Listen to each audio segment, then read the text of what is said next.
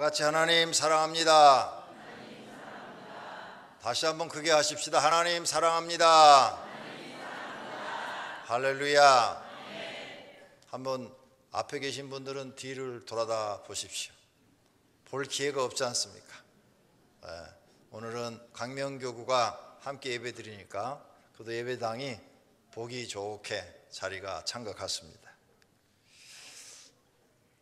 방송실에서 이럴 때 한번 딱 비춰주면 뒤를 안 돌아봐도 되는데 방송실 직원들이 전문가가 아니기 때문에 잘 모릅니다. 하라고 해야만 합니다.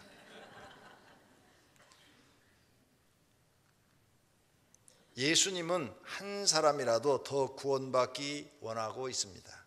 그래서 우리에게 가서 모든 사람을 제자로 삼아 세례를 주고 예수님이 분부한 것을 가르쳐 지키게 하라고 오늘 본문에 말씀하고 계십니다. 이것이 예수님이 원하는 일이에요. 마지막 승천하시면서 우리에게 하신 말입니다. 너희는 가서 모든 사람을 제자로 삼아라. 그리고 그들에게 세례를 주고 내가 너에게 가르친 것을 지키게 하라. 이 명령을 예수님의 제자들이 받고 일생 동안 헌신하여 초대교회를 세운 줄로 믿습니다. 하나님이 원하시는 일을 하기 위해서는 첫째로 제자를 삼는 일이다. 둘째로 교회를 세우는 일입니다. 그래서 교회는 사람이 필요하고 모이는 장소가 필요한 것입니다. 이것을 우리는 교회라 합니다. 하나님은 우리에게 교회를 주셨는데 우리는 그 교회의 뜻을 정확하게 알아야 합니다. 교회는 구원받은 사람들의 공동체, 이걸 교회라 그럽니다. 건물이 아닙니다. 많은 사람들은 건물을 교회로 알고 있어요. 여기에 우리가 지금 구원받은 사람들이 모여서 예배를 드리기 때문에 오병이어 교회라고 합니다. 여기가 만약 오늘 무슨 가수들의 공연장이었다면 여기는 무슨 대강당이 될 것입니다. 이렇게 달라질 것입니다. 그러므로 구원받은 사람들이 모여 있느냐 안 모여 있느냐 이게 중요한 것입니다. 그래서 신약에 보면은 교회라는 말을 카할과 에클레시아를 사용해서 하나님께서 특별히 부르셔서 모인 공동체라는 뜻으로 굳어졌고, 에다와 시나고게는 유대인들이 모이는 장소, 회당, 유대인들이 모여서 성경을 배우고 하나님께 예배하는 장소는 에클레시아라는 말을 쓰지 않고 시나고게라는 말을 썼다는 겁니다. 그래서 완전히 이제 단어가 분리됐는데 유대인의 교회, 그리스도인의 교회 표시할 때 우리는 유대인의 교회, 그리스도인의 교회 이렇게 복잡한데 비슷한데 헬라어로는 에클레시아, 기독교회를 말할 때 에클레시아 이렇게 썼고 유대인들의 회당을 말할 때는 시나고게 이렇게 구별해서 사용을 했다는 것입니다.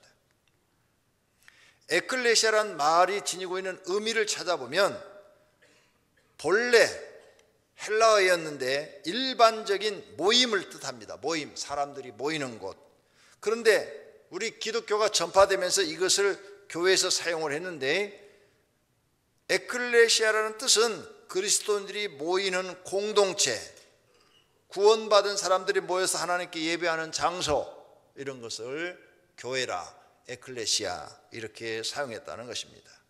그래서 이 에클레시아라는 뜻에는 그리스도의 교회, 하나님의 교회, 주님의 교회 등 이런 뜻으로 사용되고 있는 것입니다. 결과적으로 에클레시아라 하는 그리스도 교회는 예수 그리스도를 구주로 고백하는 신자들의 공동체이며 사람들만 모인 공동체가 아니라 예수 그리스도께서 임재하셔서 교회의 머리가 되시고 성령께서 함께 하시며 다스리시고 하나님 아버지 성부께서 주인 되심으로 성삼위 하나님의 소유가 되시고 이 세상의 어떤 권세 아래에도 있지 않는 하나님의 권세 아래에 있는 곳을 교회라 이렇게 말하고 있는 것입니다. 그러므로 우리는 생각하셔야 됩니다. 우리가 모이는 장소가 동굴이면 거기가 교회고, 여러분 가정집이 구원받는 사람들이 모이면 거기가 교회입니다. 꼭 이렇게 건물만이 교회가 아니라는 것을 마음속에 알아두시기를 바랍니다.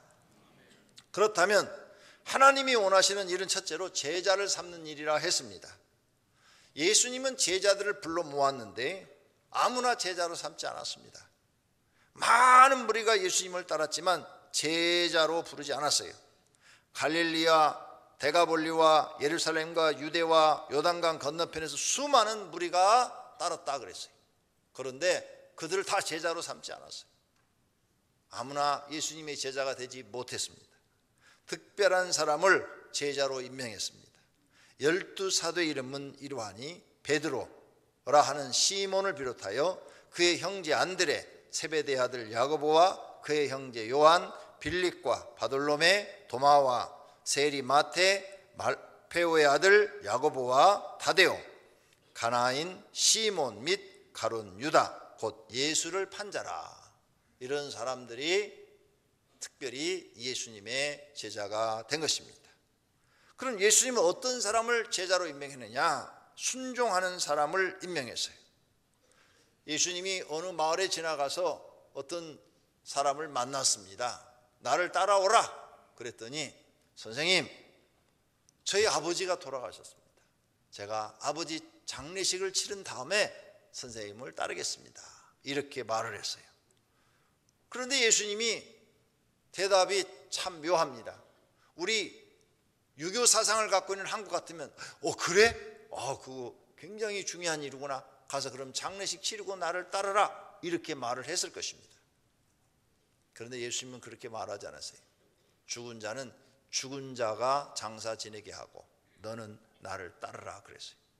그런데 이 사람은 그렇게 하지 못해서 예수님의 제자가 되지 못하는 것입니다. 아버지를 장사 지내는 일은 세상에서 가장 중요한 일입니다. 그런데 예수님은 허락지 않았어요. 이렇게 말씀하시는 예수님을 보고 예수님 뭐야? 예수님 뭐 도덕과 윤리도 없는 분이야? 어떻게 그런 말씀을 하셔? 그렇게 중요한 일인데. 그렇게 생각하는 게 바로 인본주의라는 거예요. 자꾸 성경을 여러분 입장에서 보시면 성경이 안 보여요. 사람 입장에서 성경을 자꾸 보시면 성경의 모든 기적들이 다 의심스러워요. 홍해바다를 어떻게 갈로? 물로 포도주를 어떻게 만들어? 죽은 사람은 어떻게 살려? 이거 무슨 뭐야? 이거 무슨 신화야? 이렇게 생각하게 돼.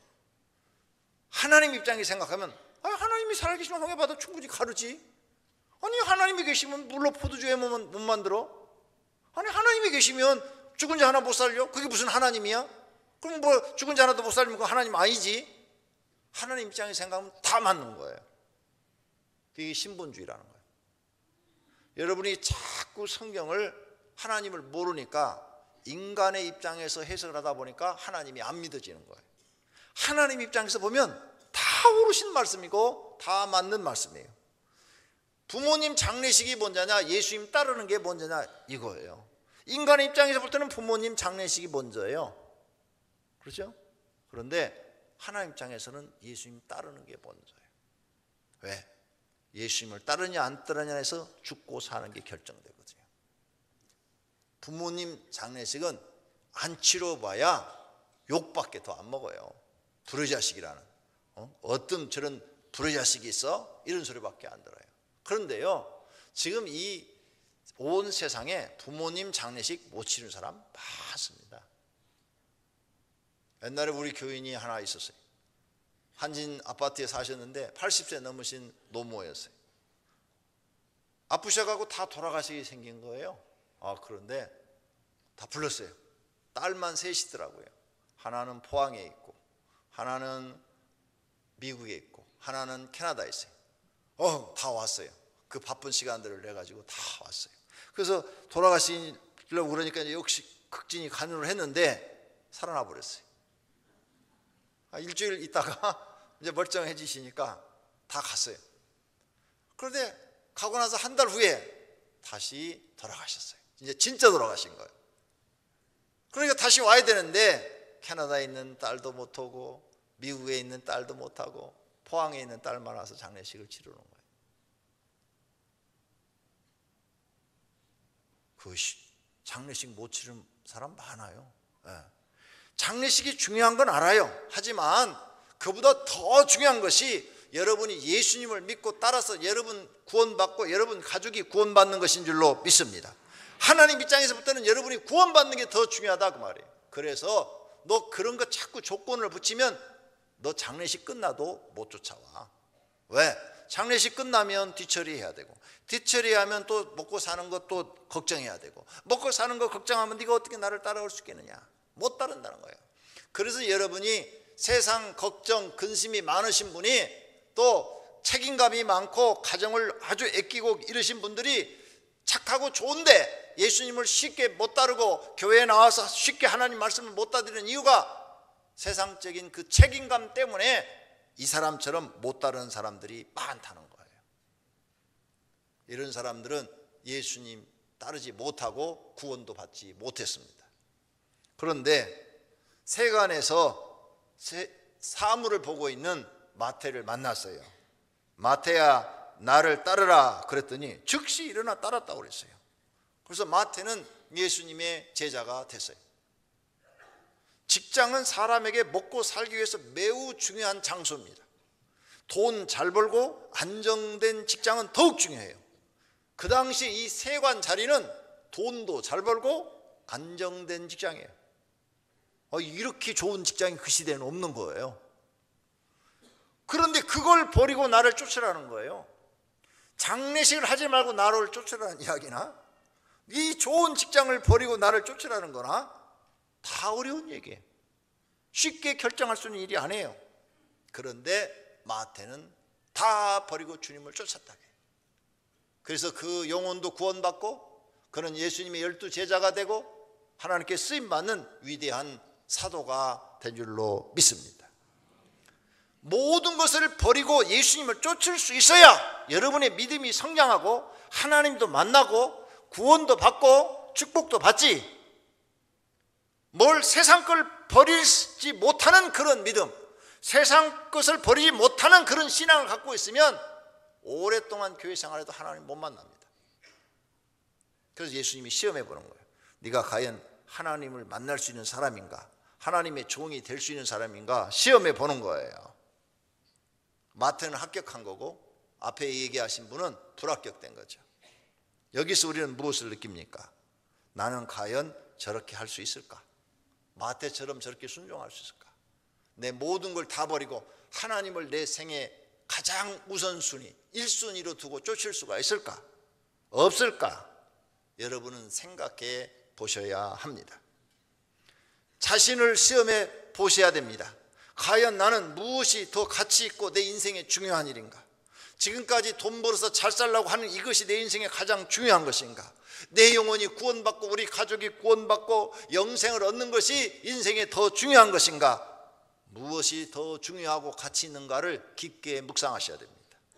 나의 믿음은 예수님이 나를 점수를 매긴다면 과연 나는 마태와 같은 믿음이 있을까? 그런 점수가 나올까? 나의 믿음은 과연 10점일까? 50점일까? 90점일까? 100점일까? 여러분의 믿음을 오늘 이 시간에 양심의 거울에 비춰 보셔야 됩니다.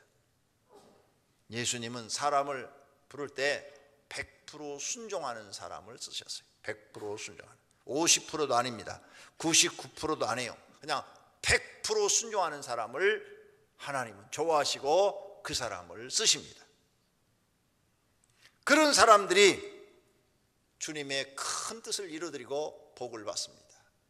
아브라함, 그 사람은 목사나 제사장이 아닙니다. 그런데 85세에 하나님이 나타나서 너는 이 고향 땅을 떠나라. 85년 동안 산 땅을 떠나라는 거예요. 85년. 그게 쉬운 일이에요? 굉장히 어려운 일이에요. 85년 동안 사는 땅을 떠나라. 내가 지시하는 땅으로 가라. 그래서 갔더니 갈대아 우르에서 하란으로 갔어요. 아버지가 돌아가시네.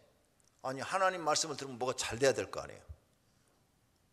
근데 아브라함은 85년을 살았지만 아버지가 돌아가셨지만 그것 때문에 하나님, 내가 하나님 말씀대로 했는데 아버지가 죽어야 돼요? 가짜 아니에요? 이렇게 의심하지 않았어요. 시험 들지도 않았어요. 보통 성도님들 같으면 시험 들어요. 교회에 나왔는데, 전도돼서 나왔는데 무슨 일이 다 잘 돼야 돼요. 근데 잘 안 되고, 교회 오늘 이렇게 예배 드리고 왔더니 집안에 사고가 생겼어. 그 다음 주에 또 와서 예배를 드리고 갔더니 도둑이 들어왔어. 그 다음 주에 사고 들어갔더니 이 아들이 가다가 차에 치여가지고 팔이 부러졌어. 이런 일들이 생기면 난 교회 가면 안 될 모양이다. 시험 들어요. 근데 그보다 더 큰 아버지가 죽었다고요. 하나님 말씀 순종했는데. 근데 아브라함은 마태와 같이 하나님 말씀에 90%가 아니라 100% 순종하기로 결정한 사람이에요. 절대 하나님 원망하지 않았어요.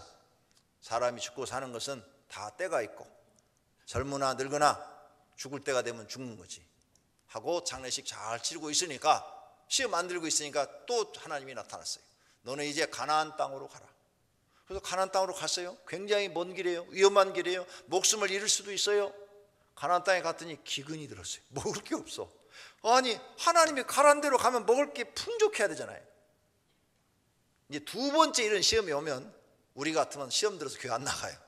하나님 안 믿어. 괜히 말 들었다가 손해만 보내. 이렇게 되죠. 그래서 그때 신본주의 신앙에서 약간 시험은 안 들었지만 생각을 한 거예요. 야, 여기 오니까 기근이 들어서 먹을 게 없네. 어떻게 해야 우리 식구가 안 굶어 죽지? 소문을 들으니까 조금만 더 내려가면 애굽이 있는데, 애굽 땅은 물이 많아서 농사가 잘 돼서 풍요롭다는 거예요. 그래, 여기서 2주만 더 내려가면 돼요. 거기서 2주만 더 걸어가면 애굽 땅이 있으니까 애굽에 가서 이 기근 문제를 해결하자. 요게 인본주의예요. 이제 사람을 생각을 하기 시작한 거예요. 그래서 애굽에 딱 내려갔어요. 어떻게 됐어요? 마누라 뺏겼어, 왕한테. 왕이 지나가다가 이쁘니까 누구냐 그러니까 마누라입니다. 그러면 자기를 죽이고 데려갈 것 같으니까 살고 싶어서 내 누이입니다 그랬어. 그랬더니 오 그래? 그러면 네 동생이니까 내가 데려가도 되지? 하고 데려가 버렸어. 자기는 안 죽었어. 근데 마누라를 뺏겼어. 남자분들 기근 당하는 게 나아요, 마누라 뺏기는 게 나아요? 미운 마누라하고 살면 뺏기는 게 낫지. 이쁜 마누라하고 살면 안 되지요. 절대로.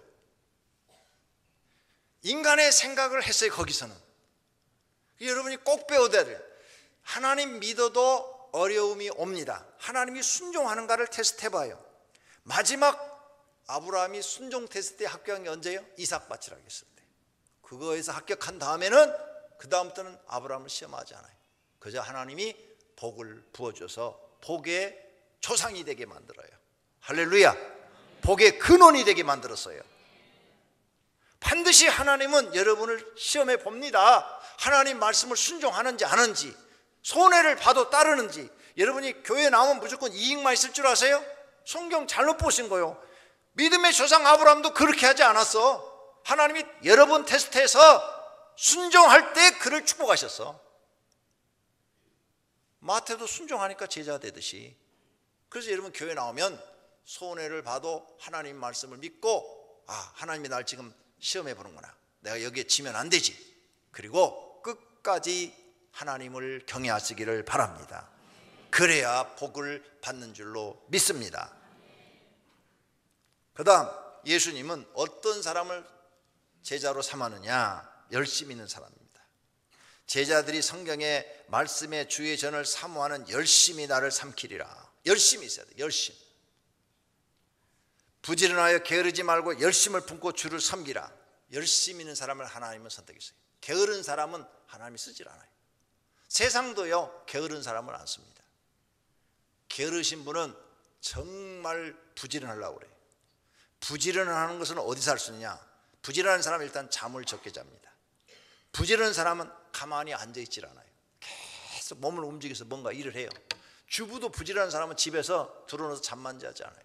막 일어나서 뭔가 일을 해요. 집안을 막 쓸고 닦고 막 청소하고, 먼지가 하나도 없는데 또 닦고 쓸고. 왜? 가만히 있질 못해. 부지런한 사람은 이 놀기 좋아하고, 가만히 있기를 좋아하고, 들어눕기를 좋아하고, 쉬기를 좋아하고, 편한 거 좋아하는 사람, 게으른 성품이 있습니다.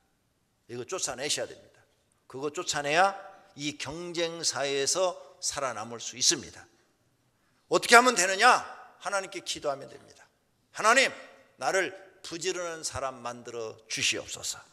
할렐루야. 그렇게 하셔서 여러분이 열심히 있는 사람에 대해 무슨 일이든지 맡기면 열정이 있어야 돼. 열정이 있어야 그 사람이 그 분야에 성공하는 겁니다. 예수님도 열정 있는 사람, 열심히 있는 사람을 선택을 한 것입니다. 그 다음 예수님이 제자를 선택할 때 충성스러운 사람을 불러서 썼어요. 만일 남에게서 충성하지 아니하면 누가 너희의 것을 너에게 맡기느냐. 이 말이 뭐예요? 네가 직장에 들어가는 건 남의 거다. 다 네 거 아니야. 근데 네 직장에 그 주인 거야. 네가 일해주면 다 주인이 가져가는 거야. 너는 네가 일한 것에 100분의 1, 10분의 1 그 정도밖에 넌 못 가져가. 그러나 그 일을 너는 충성을 다해라. 충성을 다해. 네가 남의 것에 충성하지 아니하면 그 사람이 너한테 뭘 맡기겠느냐. 아무것도 안 맡긴다는 거예요. 여러분 직장에 가시면 월급만큼만 일하시면 절대 성공 못합니다. 절대 승진할 수가 없어요. 직장에 가시면 월급보다도 5배, 10배로 일을 하셔야 돼요. 그래야 주인이 저거 쓰니까 나가 이익이 되네. 그래서 자꾸 직급을 올려주는 거예요. 지난주에 달란트 비유에 나온 말씀과 똑같은 겁니다.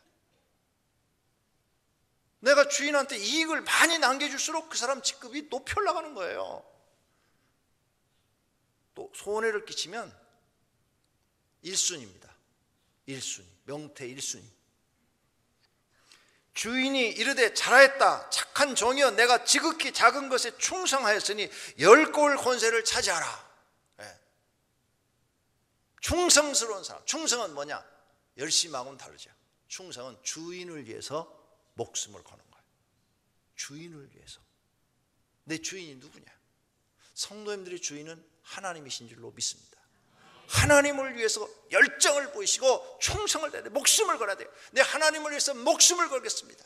그래서 예수님이 하나님을 사랑하는 계명을 우리에게 주시면서 마음을 다하고 목숨을 다하고 뜻을 다하여 주 너희 하나님을 사랑하라. 이것이 가장 크고 첫째 되는 계명이다. 이렇게 주신 것을 믿으시기를 바랍니다. 이렇게 선택한 12 제자가 세상을 바꾸고 났어요. 온 세상의 교회를 지금 퍼뜨리게 한 주범이 누구냐? 이 12명입니다.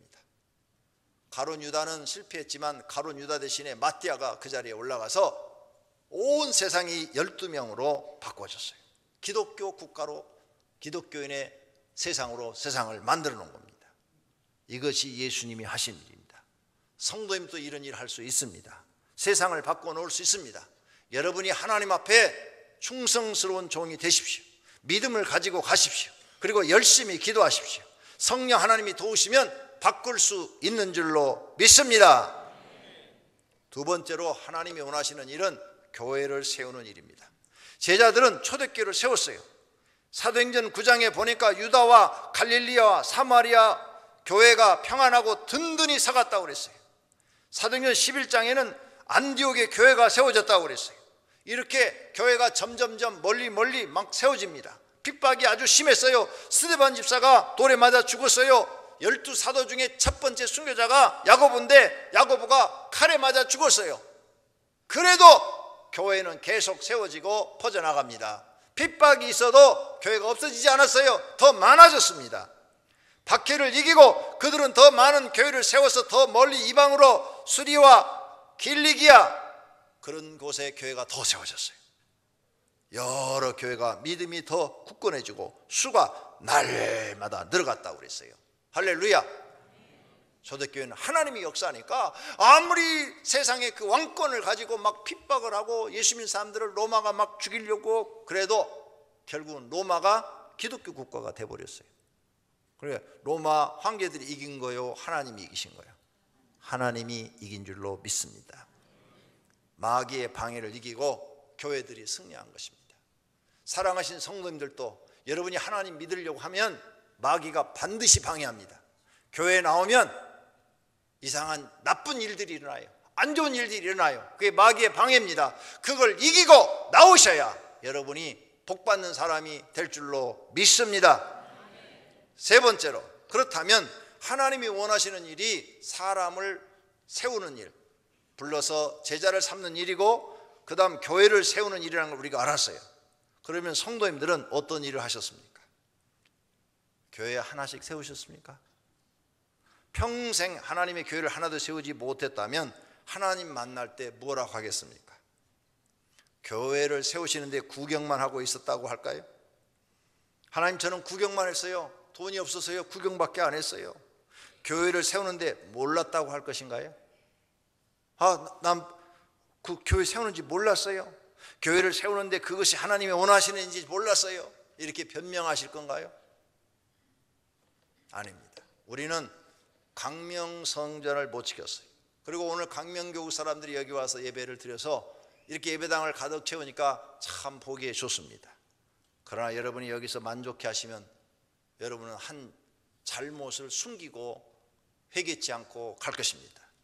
나는 여러분에게 오늘 정직한 것을 설교하고 싶습니다. 강명성전이 부흥해서 이렇게 소아성전을 지어서 이곳에 이전 왔습니다. 하지만 우리가 강명성전을 지키지 못하고 판매해 버린 것은 잘한 일은 아닙니다. 하나님 앞에 죄송하게 생각해야 할 일입니다. 그리고 부끄러워해야 되고 하나님 앞에, 하나님, 강명성전을 지키지 못한 것을 용서해 달라고 회개 기도도 하셔야 됩니다. 정말입니다. 우리가 이 많은 성도가 힘을 합했더라면 충분히 강명성전 지켜서 우리 죽을 때까지 그곳이 교회로서 남아있게 할 수 있었습니다. 그런데 전체가 힘을 합하지 못했습니다. 이건 하나님 앞에 우리가 잘못한 겁니다. 이미 결정은 끝나서 회복할 수 없습니다. 하지만 하나님 앞에 잘못한 것은 시인하고 회개할 것은 회개하셔야 될 줄로 믿습니다. 여러분은 개인으로 기도하실 때 언제든 간에 하나님, 제가 사명을 다 감당하지 못했습니다. 용서해 주세요. 내 책임을 다하지 못했습니다. 내가 나가는 교회를 내가 지키지 못했습니다. 하나님, 용서해 주세요. 이 기도를 반드시 하시기를 바랍니다. 나는 여러분에게 잘 가르쳐 드렸습니다. 이제 하고 안 하고는 여러분의 몫입니다. 꼭 회개기도 하셔야 합니다. 우리 교인들은 가난합니다. 드리고 싶어도 없어서 못 드립니다. 이것이 성도들의 마음인 걸 저도 잘 압니다. 하지만 가난하다는 이유 때문에 내 죄가 다 없어지는 거 아닙니다. 가난해도 죄는 지을 수 있습니다. 잘못한 것은 잘못했다고 회개할 줄 아셔야 됩니다. 그래야 마음이 청결해지고 깨끗해지고 하나님이 인정한다는 것도 아셔야 합니다. 이제 그렇다면 생각을 바꾸어서 어차피 가난하게 살 것이라면 조금 더 가난하게 살고 하나님이 기뻐하시는 일을 하면 어떨까요? 그냥 가난한데. 이러한 생각은 안 해보셨습니까? 그래, 가난하게 살 바야 하나님의 교회나 하나 세우자. 이런 배짱도 한번 부려볼 만하지 않습니까? 그냥 가난한데 뭐. 어차피 가난하게 살 것 목자로 한번 미쳐서 우리 목장 한번 부흥시켜보자. 그래서 하나님 한번 기쁘게 해보자. 이런 멋진 생각을 할 수 있다면 그것은 성령이 주시는 복인 줄로 믿습니다. 제가 강명시에서 한 30년 동안 우리 친구들이 한 달에 한 번씩 모입니다. 부부 동반해서 모이는데 그때 거의 개척 시기가 같아요. 저하고 거의 뭐 1, 2년 차이입니다. 개척 시기가. 그렇게 나는데 이렇게 모여가지고 모이는데 맨날 회비 걷어가지고 점심 먹고 그 다음에 좀 더 돈이 더 모아지면 1년에 한두 번씩 여행 가고 이것만 오랫동안 한 20년을 해왔어요. 그러다가 우리가 모이면 복 받을 일을 좀 하자. 복 받을 일. 맨날 회비 걷어가지고 먹고 그리고 여행 가고 이거밖에 우리 못하냐? 그러니까 이거 하나님께 복 받을 일을 하자. 의견을 모았어요. 그래가지고 한 달에 10만 원씩 내자. 10만 원씩 우리 내고 난 20만 원 낼 테니까 너희 10만 원씩 내라. 그래가지고 1년에 하나씩 교회 세우자. 1000만 원이면 선교지 오지에 교회 하나씩 세울 수 있다. 30평이면 세운다. 1000만 원. 그랬더니 다들 동의를 했어요. 그래가지고 교회를 세우기 시작하는데 1년에 하나씩 지금 세우고 있습니다. 하고 있는데 벌써 여러 교회를 세웠어요. 그런데 놀라운 일들이 벌어지기 시작하는 거예요. 그때 막 2층 교회 했던 이런 분들이 지금 다 자기 교회가 건물이 주어지고 그 다음에 교회가 안정돼 가고 그리고 조금씩 성장하고 다 잘 되는 거예요. 매년 그 일을 해왔는데 하나님이 기쁘게 여기시는 거야. 돈 모아가지고 밥 먹고 놀러 다니고 그걸 기뻐하겠습니까? 돈 모아가지고 하나님의 일을 세워서 교회를 세우는 걸 하나님이 기뻐하시겠습니까? 여러분들도 교회 하나 지을 수 있어요. 1,000만 원이면 지을 수 있어요. 그러면 지금도 가난한 나라에 30평짜리 교회 하나 지어줄 수 있어요. 조금 살기가 낮은 나라가 요즘 한 1,500만 원, 네팔 같은 데는 한 1,500만 원, 옛날에 1,000만 원인데 지금 한 1,500만 원이면 교회 하나 세우고, 필리핀 같은 데도 2,000만 원이면 교회 하나 세웁니다. 할 수 있잖아요. 어차피 못 사는데, 에이 하나님 나라 내 집이나 짓자. 어차피 못 사는데 뭐. 그러면 이제 그때부터 하나님이 역사하시기 시작하는 거예요. 여러분에게 복받을 마음과 생각을 주시고 지혜를 주시고 은혜를 주시고 능력을 주시는 거예요. 그게 하나님이 하시는 일입니다. 그냥 갑자기 탁 떨어뜨리는 게 아니라 여러분의 생각과 마음을 성령이 지배하셔서 복받을 생각을 주고 복받을 마음을 주시기 시작하는 거예요. 그러니까 복받을 생각과 복받을 마음을 가지고 계속 일을 하니까 당연히 복받을 수밖에 없는 줄로 믿습니다. 백사경 씨가 있어요. 자개인이에요. 점쟁이였어요. 점쟁이. 돈을 많이 벌었대요. 근데 어느 날 전도사가 찾아와서 당신의 영혼과 후손들이 장래를 생각해서 점치는 생활을 청산하고 예수를 믿으라고 전도했어요. 그러자 이 백사경 씨는 전도사를 막 호통을 쳤어요. 호통을 쳤어요. 그래도 전도사가 그냥 계속 예수 믿어야 된다고, 지옥 가는 것뿐만 아니라 당신의 자손도 망한다고 그랬어요. 그 집에 와서 자면은 계속 저녁에 귀 속에서 그게 들려오는 거, 그 사람 말이. 도저히 괴로워서 견딜 수가 없어서 자기 스스로 교회를 찾아가서 예수를 믿기로 결정을 했답니다. 그 나가는 교회가 건축을 하는데 재산을 몽땅 팔아서 다 하나님께 바치고 자기들은 가난한 생활을 하게 됐어요. 하나님을 위해서 자기를 희생한 거죠. 나는 그동안 죄를 너무 많이 져서 이 재산은 다 하나님이 싫어하는 것으로 돈을 벌었으니까 이거 다 하나님께 바친다고 바쳤다는 거예요. 그리고 가난한 생활을 하는 거예요. 가난한 생활. 그러자 이 소식이 알 맥킨 선교사의 귀에 들어갔어요. 그래서 이 사람들을 불러가지고 당신네들 그렇게 가난하게 살 바에야 우리 집에 교회에 와서 일하라고 사찰로 썼어요. 근데 사찰로 일을 하는데 너무 열심히 일을 하는 거예요. 너무 열심히 일을 하니까 마음에 들어가지고 그의 아들을 중국으로 데리고 가서 고등학교를 졸업하게 하고 미국에 유학을 보내서 박사학위를 받게 해갖고 한국에 들어오게 했어요. 그래서 하나님이 그를 축복하시는데 연세대 교수와 초대 총장이 되었고 문교부 장관까지 지냈답니다.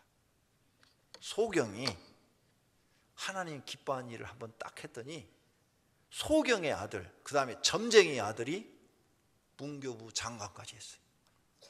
우리나라에서 인류대학이라는 연세대학 총장까지 지냈단 말이에요. 얼마나 큰 축복을 받은 거예요. 만약 부당질 했더라면 그 자손까지 멸망을 당했을 텐데 하나님 믿고 하나님을 위해서 헌신했더니 하나님이 기뻐하는 일을 했더니 축복하신 줄로 믿습니다. 할렐루야. 소경도 하나님의 일을 하는데 건강한 여러분도 하나님의 일을 얼마든지 하실 수 있습니다. 자신을 돌아보고 남은 생에는 인본주의를 생각하지 말고 하나님의 입장에서 생각하셔서 하나님의 일을 하시기를 바랍니다. 그러면 성도님들도 다 복받는 사람이 될 줄로 믿습니다. 복받을 믿음이 되어야 복을 받습니다. 믿음은 성장하는 거예요. 겨자씨는 가장 작은 씨앗이만 땅에 씹으면 크게 자라서 나무가 돼서 새들이 거기 와서 쉬고 간다고 그랬어요. 믿음도 이렇게 자라야 된다고 그랬어요. 너희가 겨자씨알만한 믿음을 땅에 실어서 자라서 믿음도 이렇게 커져야 된다는 거예요. 다른 사람들이 깃들이고 갈 수 있을 정도로. 그래서 여러분이 믿음이 커지면 이 사람도 다 잘해주고 저 사람도 다 잘해주고 모든 사람을 다 잘해주고 그 사람들을 다 품에 안고 갑니다. 이 믿음이 적은 사람은 누가 날 하나 시비만 딱 걸면 왜 시비 거는 거야? 이렇게 따지는 거죠. 이 따지기 좋아하는 사람은 사람을 품을 수가 없어요. 믿음이 큰 사람들은요 다 죄인이고 저 사람도 죄인이고 다 하나님 앞에 죄인인데 죄인이 죄인한테 뭐라 할 거냐? 저 사람이 좀 죄를 지면 그래, 아유 용서해야지, 이해해야지, 다 품는 거예요. 그런데 믿음이 적으면 사소한 것도 다 따져요. 지난번 여행 때 순천에서 큰 교회 휴가 때 우리 교회만큼 크더라고요. 건물이요. 굉장히 커요. 그래서 안에 딱 본당에 들어갔더니 본당은 우리보다 좀 적어요. 근데 외부 건물은 우리 교회만큼 커요. 엄청 커요. 잘 지었어. 새로 지었어. 딱 가서 예배를 딱 드리고 내려오는데 엘리베이터를 탔어요. 엘리베이터를 타는데 저는 안 타고 집사람만 딱 탔어요. 왜냐하면 할머니들이 이렇게 많이 타길래 나는 계단 내려간다고 계단으로 내려가고, 집사람은 딱 탔어요. 그래서 저희 집사람이 이렇게 몸이 불편하잖아요. 힘이 기운이 없으니까 이게 탔는데 거기 할머니 집사님이 그러더래. 젊은 사람이 왜 엘리베이터 타서 걸어가지? 요런 교인이 우리 교회에 있으면 안 돼요. 그러면 초신자 오면 다 도망가 버려요. 믿음이 없는 거예요. 교회 오래 다니는 집사나 권사가 돼도 그 사람이 그걸 탈 때는 뭔가 이유가 있고, 서로 건강한 사람이 탔을지라도 이미 탔는데 어떻게 아무 말도 말고 그냥 있어야지. 그 사람이 지금 몸이 불편한지 아니면 건강해서 탔는지 이유도 모르고 젊은 사람이 엘리베이터 왜 타? 걸어가야지. 이렇게 말하면 누가 그 교회 다니겠어?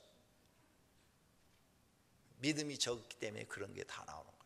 믿음이 커지시기를 바랍니다. 다른 사람이 여러분의 품에 깃들일 만큼 마음이 넓어지시기를 바랍니다. 그래야 여러분이 복받는 사람이 됩니다. 할렐루야. 지난해보다 금년이 더 믿음이 성장해야 되고 금년보다는 내년이 더 믿음이 성장해야 됩니다. 여러분 믿음이 성장하지 않고 그냥 있으면 죽은 믿음이에요. 씨앗을 심었는데 씨앗이 싹이 안 나오면 그건 죽은 거예요. 반드시 성장해야 되는 거예요. 그리고 이 죽은 믿음 만들지 말고 매년 성장하는 믿음을 가지시기를 바랍니다. 그러한 사람이 하나님께 복받는 사람이 될 줄로 믿습니다. 복을 받지 못한 것은 복 받을 믿음이 안 된 겁니다. 복 받을 믿음이 되었으면 복 받았을 것입니다. 그러므로 이제부터라도 내가 하나님 앞에 복 받을 믿음을 가지고 살아야 되겠다 이렇게 결심하시고 복 받는 믿음을 가지려고 더욱 노력하시기를 축원합니다. 결론으로 하나님이 원하시는 일이 무엇인가를 많이 생각하셔야 됩니다. 사람의 개인적인 감정이 방해가 되지 않아야 됩니다. 성경대로 하는 것이 마귀를 이기고 하나님의 뜻을 이루어 드리는 것입니다.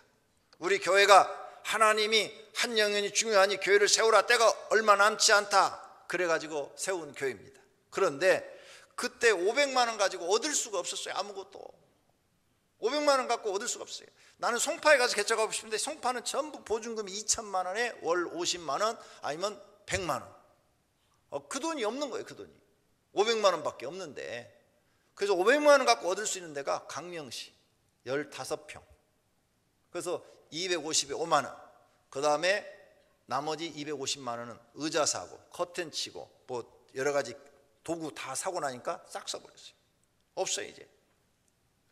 그리고 이제 죽기 살기로 하나님께 기도를 했지요.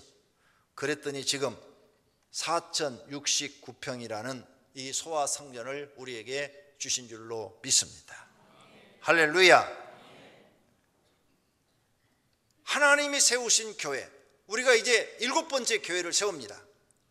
7번째. 그래서 7번째 교회는 이재한 목사님을 세워주려고 그러는데 다음 주에 그 헌금을 합니다. 여러분 여기에 동참하셔서 하나님이 기뻐하는 일을 하시기를 바랍니다.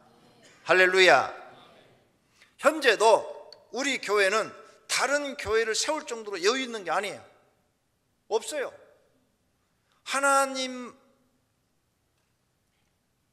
기뻐하는 일, 하나님이 원하시는 일이니까 이 일을 하는 거예요. 우리 교회도 힘들어요. 돈 뭐 몇천 1억 있으면 교회 지금 할 것이 너무 많아요. 더 보완해야 될 것이 굉장히 많아요. 그렇지만 하나님이 기뻐하는 일이니까 하는 겁니다. 성도님들이 형편 보면 아무것도 할 수 없어요. 하나님 믿을 때는 형편 보고 하시면 복을 못 받아요.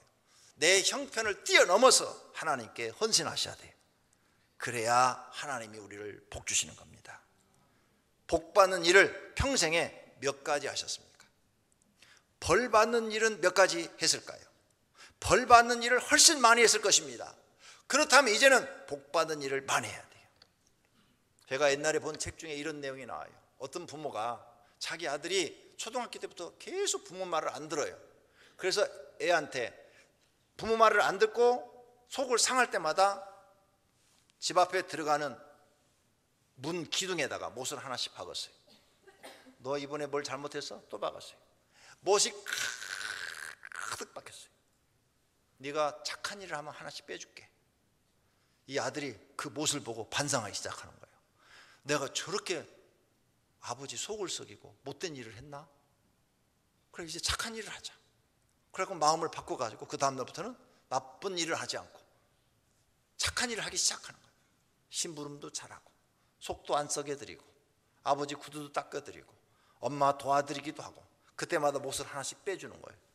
그랬더니 1년 만에 못이 싹 빠졌다는 거예요.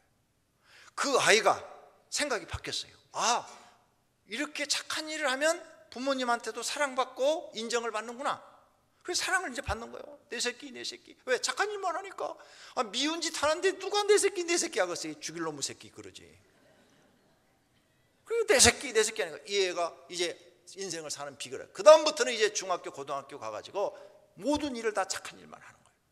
막 상만 받아오는 거예요. 상만 받아오는 거예요. 그래서 그분이 대학교 또 총장까지 됐다는 거예요. 여러분, 생각을 바꾸시면 누구든지 다 잘 될 수 있습니다. 할렐루야.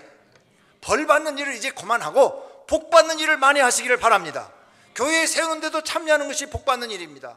우리 교회 이렇게 수리하는데 참여하는 것도 복 받는 일인 줄로 믿습니다. 예수님께서 제자를 삼으시고 교회를 세우라고 하셨습니다. 그래서 우리 교회는 성도를 십자가의 길 양수템으로 양육하여 사람을 길러내고 목장을 맡겨서 교회를 하게 하는 것입니다. 목장은 바로 소교회입니다. 하나님의 말씀으로 양육된 제자들이 모여서 예배를 드리고 또 다른 사람을 양육하는 모습은 예수님이 원하는 교회의 모습인 것입니다. 이렇게 하나님의 뜻을 깨닫고 이루어 드리는 것이 우리가 할 일입니다. 힘들어도 해야 하고 바빠도 해야 하고 시험이 있어도 해야 되고 핍박을 받아도 해야 합니다. 어렵다고 안 하는 사람들이 하나님의 뜻을 이루어 드리지 못하는 것입니다. 어렵다고 안 하는 사람들이 잘못된 신앙을 가지고 있는 것입니다. 우리 교회는 하나님의 뜻을 이루어 드리기 위해 존재합니다. 이렇게 하나님을 기쁘게 하는 것이 복 받는 일인 줄로 믿습니다. 복 받을 일을 해야 복을 주시는 겁니다. 복 받을 일을 하지 않으면 어떻게 복을 받겠습니까? 심지도 않고 열매를 먹으려 하는 나쁜 심보를 가지고 있는 것입니다. 성도님들은 배워야 합니다. 하나님이 기뻐하는 일을 힘들어도 해야 복을 받습니다. 그러한 신앙이 마귀의 방해를 이기는 길입니다. 성령을 쫓아서 사는 길입니다. 하나님이 주목하시는 일을 하는 것입니다. 모두가 복받는 신앙생활 하시기를 축원합니다. 오늘 여러분에게 2015년도 봉사 지원서를 나눠드렸습니다. 거기에 여러분이 내년에 하고 싶은 일에 동그라미를 하십시오. 그리고 나갈 때 전부 다 뒤에 교육자들에게 제출해 주시기를 바랍니다. 복받은 일을 좀 많이 하시기를 바랍니다. 이제 사람 생각 내려놓고 인본주의 신앙 내려놓고 신본주의 신앙, 하나님이 생각하는 입장에서 생각하시면 누구나 다 잘되고 복받게 될 줄로 믿습니다. 그렇게 되시기를 예수님의 이름으로 축원합니다. 기도하겠습니다. 다 같이 통성으로 말씀을 생각하며 하나님 원하는 일을 하게 주시옵소서. 기도하십시다. 하나님 아버지, 오늘 말씀을 듣고 우리가 어떻게 신앙생활을 해야 되는지를 배웠습니다. 하나님이 원하시는 일을 해야 됩니다. 하나님이 원하시는 일을 해서 하나님을 기쁘게 해드려야 됩니다. 모든 성도들이 하나님이 원하는 일을 할 수 있도록 믿음 주시고 은혜 주시고 복받는 사람들이 되게 하옵소서. 가난해도 해야 됩니다. 부유해도 해야 됩니다. 바빠도 해야 됩니다. 힘들어도 해야 됩니다. 핍박받아도 해야 됩니다. 이겨야 됩니다. 그래야 하나님께서 믿음 테스트에 하는 것에 합격하여 아브라함처럼 요셉처럼 다니엘처럼 다윗처럼 복받는 사람이 될 줄로 믿습니다. 예수님의 이름으로 기도드립니다. 아멘.